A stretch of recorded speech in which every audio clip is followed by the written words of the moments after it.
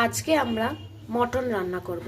তার জন্যই আমরা প্রায় 700 গ্রাম মতন মাটন ধুয়ে পরিষ্কার করে নিয়েছি। এরপর আমরা ম্যারিনেশনটা দেখাচ্ছি। আমরা এখানে দিচ্ছি, প্রথমেই আমরা দিচ্ছি আদা রসুন কাঁচা লঙ্কার একটা পেস্ট,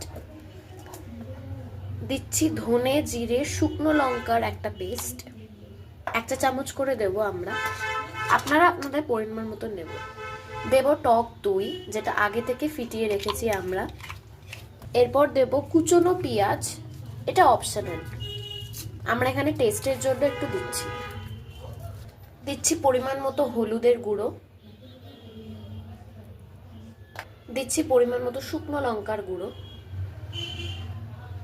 দেব পরিমাণ মতো সর্ষের তেল, দেব স্বাদ মতো নুন। এবার এটা আমরা ভালো করে ম্যারিনেট করে 2 ঘন্টার মতো রেখে দেবো।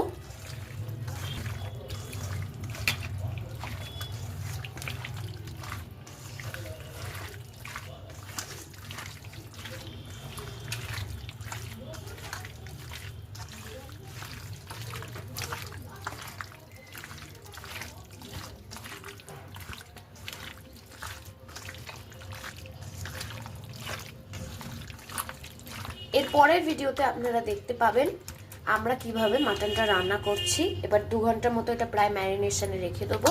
আপনারা প্লিজ ভিডিওটা ভালো লাগলে লাইক, শেয়ার অ্যান্ড সাবস্ক্রাইব করবেন। সবাই ভালো থাকবেন, সুস্থ থাকবেন, আনন্দে থাকবেন।